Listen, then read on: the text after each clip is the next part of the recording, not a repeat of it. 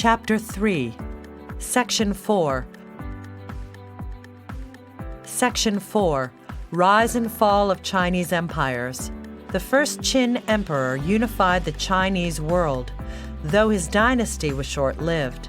The Han Dynasty that followed, however, lasted more than 400 years. These dynasties made contributions to literature, art, and technology that have endured to the present. The Qin Dynasty. As we have seen, from about 400 to 200 BC, China experienced bloody civil war. Powerful states fought one another and ignored the authority of the Zhou kings. One state, that of Qin, gradually defeated its chief rivals. In 221 BC, the Qin ruler declared the creation of a new dynasty. Qin Shi Huangdi. The ruler of the Qin dynasty was Qin Shi Huangdi, meaning the first Qin emperor. An ambitious person, he came to the throne in 246 BC at the age of 13.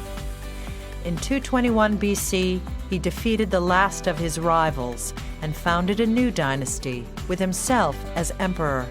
The famous Chinese historian Sima Qian described Qin Shi Huangdi as having the chest of a bird of prey, the voice of a jackal, and the heart of a tiger.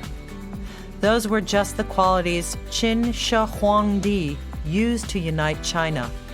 He created a single monetary system and ordered the building of a system of roads throughout the entire empire. Many of these roads led out from his capital city of Xianyang, just north of modern-day Xi'an. Qin Shi Huangdi was equally aggressive in foreign affairs. His armies advanced to the south, extending the border of China to the edge of the Yuan River, or Red River, in modern-day Vietnam. To supply his armies, he had a canal dug from the Changjiang in central China to what is now the modern city of Guangzhou. The emperor's army. Surprisingly, the emperor left behind a remarkable artistic legacy too. In 1974, farmers digging a well about 35 miles, 56 kilometers, east of Xi'an discovered an underground pit near the burial mound of the first Qin emperor. The pit contained a vast army made of terracotta or hardened clay. Chinese archaeologists believe that it was a recreation of Qin Shi Huangdi's imperial guard, meant to be with the emperor on his journey to the next world.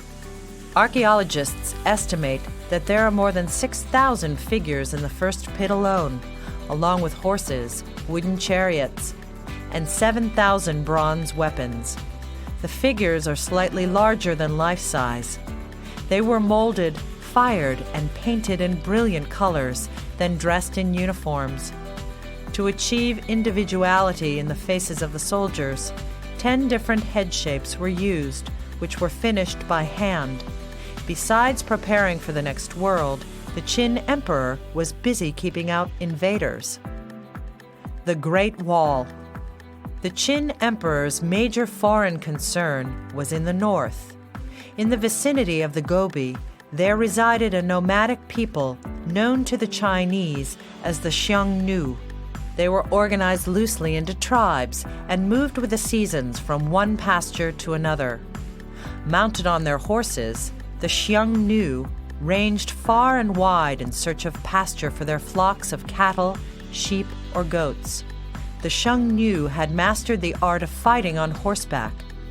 The historian Sima Qian remarked, primary source, the little boys start out by learning to ride sheep and shoot birds and rats with a bow and arrow, and when they get a little older, they shoot foxes and rabbits, which are used for food.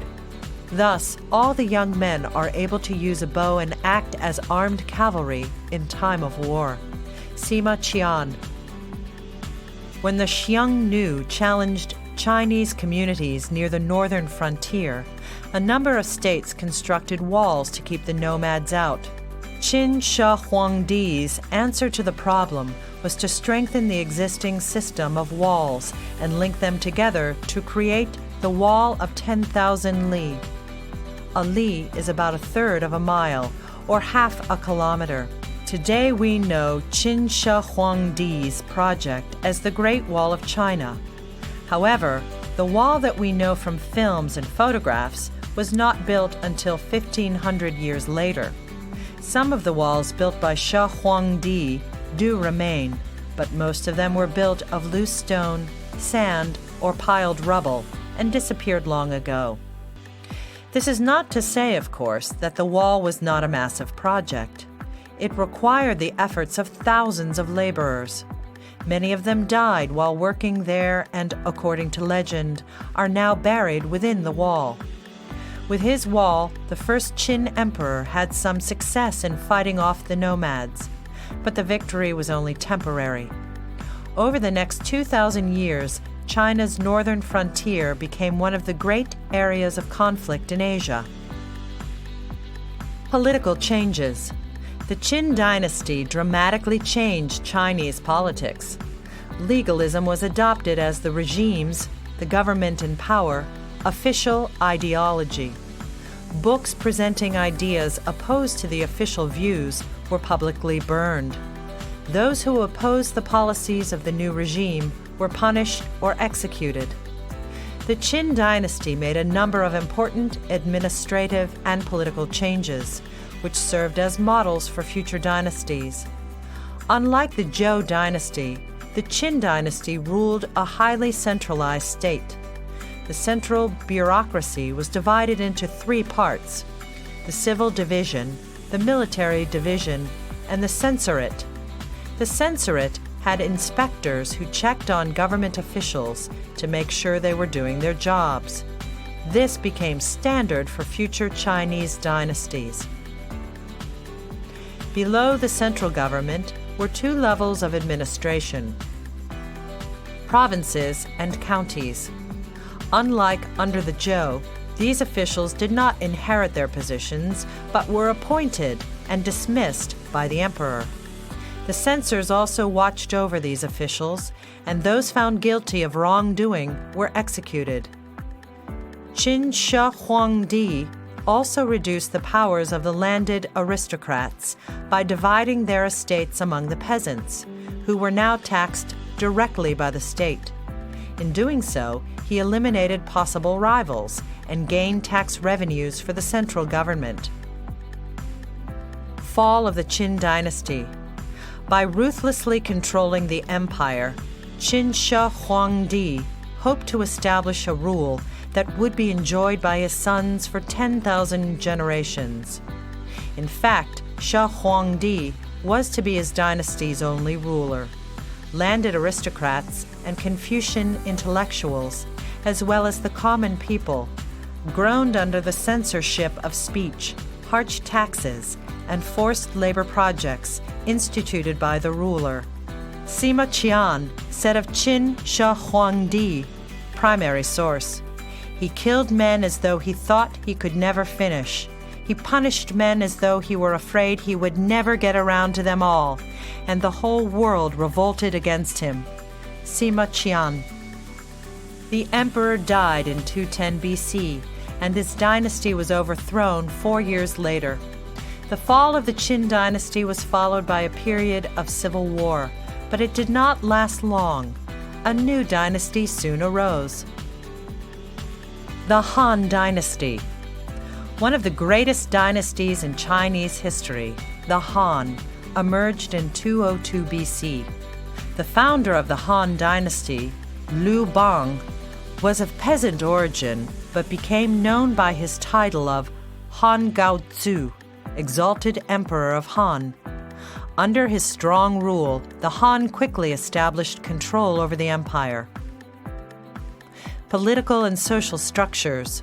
The first Han emperor discarded the Qin dynasty's harsh policies and legalism. Confucian principles became the new state philosophy. Han Gaozu and his successors also kept some practices of the first Qin emperor, including dividing the central government into military, civil service. The Han rulers also kept the empire divided into provinces. Most importantly, the Han rulers continued the Qin system of choosing government officials on the basis of merit rather than birth. As the population increased to over 60 million, the need for a large and efficient bureaucracy also increased. To create a regular system for new officials, the Han introduced the civil service examination and established a school to train these candidates. For the next 2,000 years, students were expected to learn the teachings of Confucius, Chinese history, and law. Besides providing a strong central government, the Han emperors expanded the Chinese Empire. Han rulers, especially Han Wudi, martial emperor of Han, added the region south of the Changjiang, part of what is now northern Vietnam, along the South China Sea coast, became part of the empire. Han armies also extended China's boundary into Central Asia. Han Wudi also drove back the Xiongnu beyond the Great Wall. After his death in 87 BC, China experienced almost another 150 years of peace. Although the Han period was prosperous, free peasants began to suffer. Land taxes on landowning farmers were fairly light, but there were other demands on them, including military service and forced labor of up to 1 month per year. Then, too, as a population tripled, the average size of the individual farm plot was reduced to about 1 acre per person, barely enough for survival. As time went on, many poor peasants were forced to sell their land and become tenant farmers, paying up to half of the annual harvest in rent. Once again, aristocrats owned thousands of acres. These powerful nobles could bully free farmers into becoming tenant farmers. Technology and culture. New technologies in textile manufacturing, water mills for grinding grain, and iron casting added to the economic prosperity of the Han era. Iron casting technology led to the invention of steel. In addition, paper was developed under the Han Dynasty. With the invention of the rudder and fore and aft rigging, ships could sail into the wind for the first time. This made it possible for Chinese merchant ships carrying heavy cargoes to travel throughout the islands of Southeast Asia and India, leading to a major expansion of trade in the Han period. The Han Dynasty was also known for art and cultural achievements. The key works of the Confucian school were made into a set of Confucian classics, which became required reading for generations of Chinese school children. These classics introduced children to the forms of behavior that they would need as adults. Fall of the Han Empire. Over a period of time, the Han Empire began to fall into decay. As weak rulers amused themselves with the pleasures of court life, the power of the central government began to decline. The great noble families filled the gap, amassing huge landed estates and forcing free farmers to become their tenants. Official corruption and the concentration of land in the hands of the wealthy led to widespread peasant unrest, and nomadic raids continued in the north. By AD 170, wars, intrigues at the court, and peasant uprisings brought the virtual collapse of the Han Dynasty. In 190, rebel armies sacked the Han capital, Luoyang. The final blow came in 220, when a general seized control but was unable to maintain his power. China again plunged into civil war, made worse by invasions of northern peoples. The next great dynasty would not arise for 400 years.